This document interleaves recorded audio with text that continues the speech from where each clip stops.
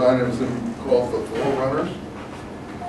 And again, for Hess, it's the 1848 uprisings in Europe, national uprisings in Hungary, Italy, and all these other places. Just as it was for Marx. But now we're 20 years later, or actually maybe 40 years later, when Pinsker actually writes all these things. And Pinsker is another one of these extremely assimilated, civilized Jews, living in a very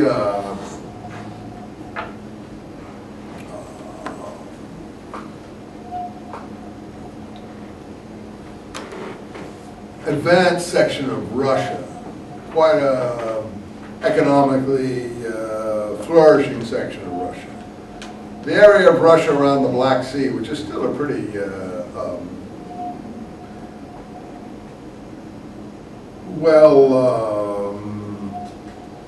economically viable area, put it that way. This is in Odessa. And this is outside the Pale of Settlement. Now, I didn't get into too much what the Pale of Settlement was. But we mentioned it a bit in our early part of the course.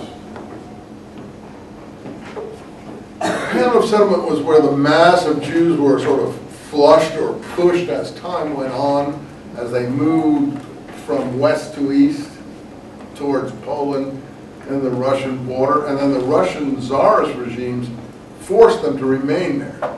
They were not let into Russia proper.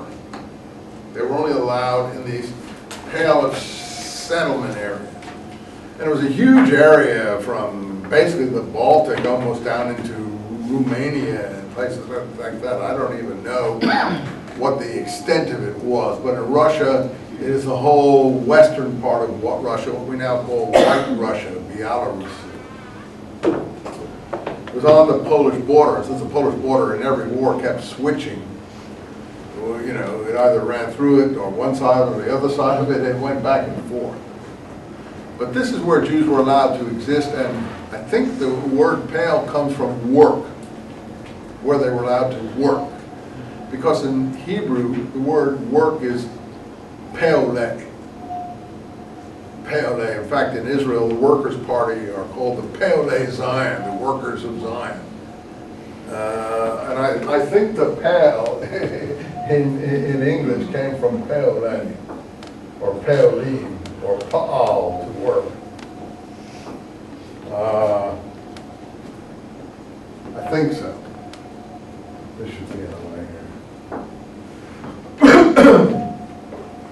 And I think that's what it meant, the Pale of Settlement, where Jews could live and survive.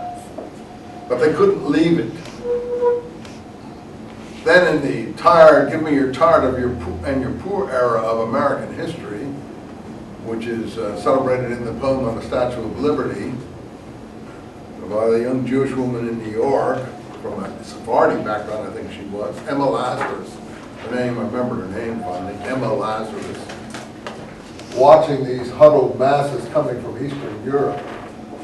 From about the 1880s and so on to the 1910s, was the masses of Jewish immigration that started coming from this Pale. And this is where the mass of Jews in America come from. This period and this time. The Ellis Island and all that sort of thing. You know, the Lower East Side, if you know about New York, you know, where they had these stalls and, you know, Mulberry Street and places like that. You can still go down there and find Jewish merchants and stuff.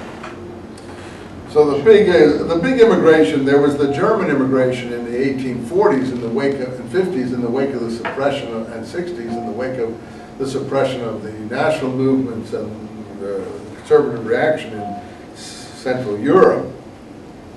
But then in the 1880s, it's coming from Russia, 90s and 1900s, early 1900s. And it's coming from the Pale. Now, the Pale was ultimately liquidated by Hitler. It either came to America or it was liquidated. Some managed to make its way to Palestine in these movements that we're talking about. So in case you're interested in movements of peoples, that's what happened.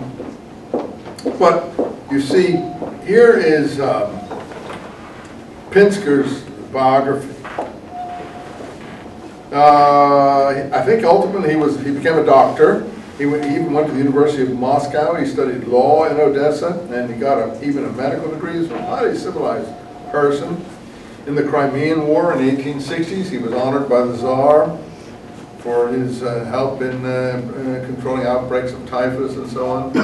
But things were getting bad in Russia in what we call pogroms. Pogroms is a famous word that most people, I guess, out here don't know about. Pogroms are government-instituted riots in the ghettos, where people are either killed, maimed, or totally their houses burned or what happened, and so on.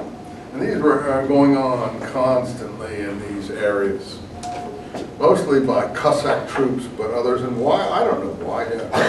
Why? Usually it's because of the socialist movements were blamed on Jews or whatever, and so the Tsarists would set their police into these areas. The Cossacks were their mounted sort of cavalry that used to love going through these areas and chop people up.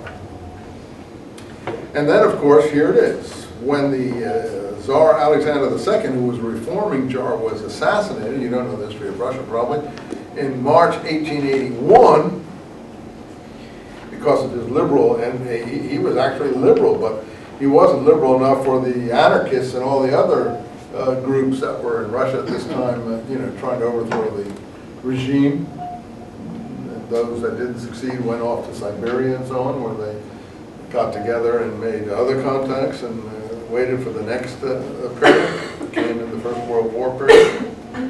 But the Russian defeat in the Russo-Japanese War in 1905, that was a huge wellspring for the revolutionary liberals who saw the country tottering, but not tottering enough that they could do anything about it at that point. But there was the Russians had to reinstitute their parliament after the Russo-Japanese disaster. The Russians were roundly defeated by the Japanese Navy off the coast of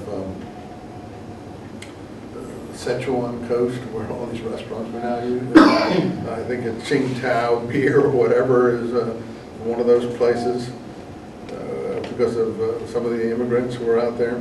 It's a German beer. In any case, the Russians were defeated by the Japanese Navy, which no one